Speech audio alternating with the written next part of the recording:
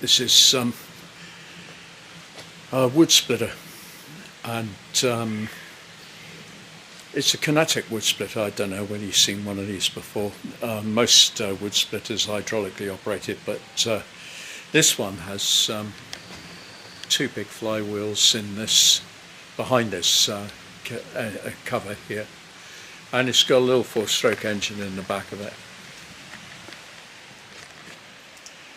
It says it's good for 34 tons maximum force, and the engine in it is the ubiquitous Honda copy. It isn't a Honda, it's a Chinese copy of a Honda, and as far as I can tell, it's pretty much the same. And so I'm going to start it in a second, show you it is simple, very simple to operate, and I think it's I can't remember how many horsepower it's supposed to be. Is it 7? Anyway, it seems perfectly adequate for this, and it's a pull start, and actually you can see the pull start's been replaced. I think I did that last year. It's the only thing that's gone wrong with it in it's got to be 5 or 6 years at least. I've had a flat tyre because these ATV type tyres with 3 wheel studs on them, they're all tubeless, and basically they're just sitting in one place most of the time, and they've needed a bit of attention now and again. You can see there's plenty of tread, but that's not the problem. The problem, I think, is it's just the thickness of the tyres. The other problem with that arrangement is the tyres are very close together and all the weight's a long way up. So this isn't road legal to tow. You'd have to put a different set of wheels on it with mud guards and well, you don't need a lighting board in this country, but that's pretty minimal, really. It does actually have a better carriage at the front than this tripod arrangement, but that's what it's got on it at the moment. And then there's a small tow bar with a very minimal fixing in there, of one through bolt, and there's no slip joint on that tow bar, so if it falls over, it's going to bend that part of it, and that has happened to me before now, and it's quite a lump to lift up, as we've got 2 very big cast iron flywheels in here. Now, how this operates is, so you start the motor, it's got a it's got a centrifugal clutch on it, and behind this ram there's a very large, basically what's pushing it forwards is a rack.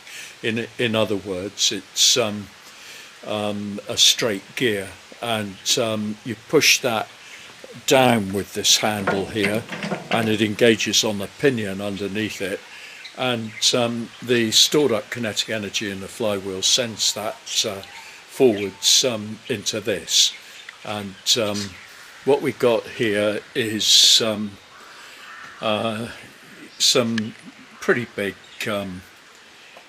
bits of wood that I've already sawn that, and mostly it's not because I can't split it with this, because I can, it's just that I can't lift it. If that was a complete round there, that would have been a bit of a struggle, and these are quite large, so I'm just going to show it to you in operation. You can see the sort of you can see what it's about, and I operate it by myself. You can see on the top here, you push this one like that and then pull that one forwards. It won't go forwards unless you operate that one, so you actually need 2 hands to operate it. Now, I was watching an American demonstration by I can't remember his name, Bucking Billy somebody, fantastic guy, wonderful videos, and he's got one of these, he's demonstrating it, but boy, You've got to keep your hands away from this section of it, and therefore it's a one-man operation, strictly a one-man operation. I mean, this is sharp, and you can see the kind of force that's been exerted. It's actually bent that. I got to just heat that up and bend it back again. And I really don't remember that happening. But the only explanation I can think of is it hit a knot, and the knot was hard enough to bend the steel. And I can believe it, and you'll believe it too when you see it operating.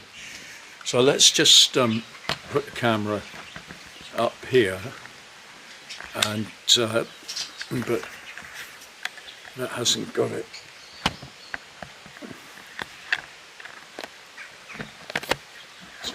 Being a bit right. Let's. I think that'll sort of put us where we want to be. I'm just going to go forwards a little bit like that. Okay, there we go. Let's see.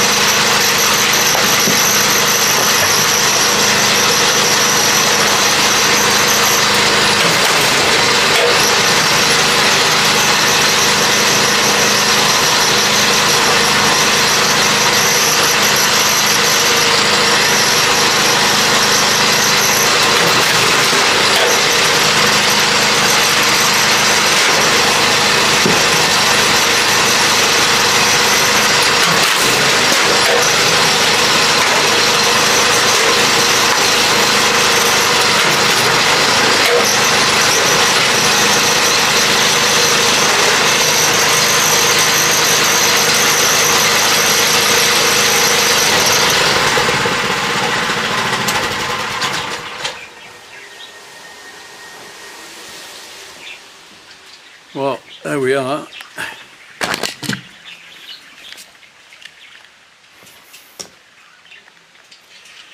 Now, where was that big bit? Well, it's reduced it pretty well, and there's no rot in this. It's quite that's oak, and that's pretty solid. There's a lot of sapwood in it, but even so. And this piece here, it's got another split in it, so I could split that again, but you can see, can't see in there, it's too dark, but you can see it'll handle some pretty large stuff. It took a few attempts to get through the one with a big knot in it, but it usually gets there. It's a question almost of trying to present a flat surface onto the ram there, because as you can see, it does shoot forwards at quite a rate of knots. But there you are, that's a kinetic wood splitter with the baby Honda engine on it. And as far as I know, there isn't a version with a bigger one. It just doesn't need it. You know, it's you can see there's a couple of pretty big springs in there that bring the ram back again, and one of those is broken, and I can see that I've fixed that up, and actually did that a couple of years ago and it hasn't broken again. But apart from that and the recoil starter, I've never had any trouble with this machine. It's been absolutely fine. Just needs a bit of a squirt of WD-40 here and there, maybe a little bit of old chain oil or something on the bed to lubricate that. This has got a bit of PVC or something underneath it. You know, it's some slippery plastic, and yeah, there it is. What do you think of that? Makes my life a lot easier because we've got two wood burners to run here. One of them's 22 kilowatt and the other one's 11, and that's the heating in this place, and it is quite a pile, and it takes some heating, but there we are. That's a great help. I hope you enjoyed that. Like and subscribe to the channel, guys, if you would. It helps the algorithm, or whatever it's called, and she's a bit lazy on our site, and yeah, join us again.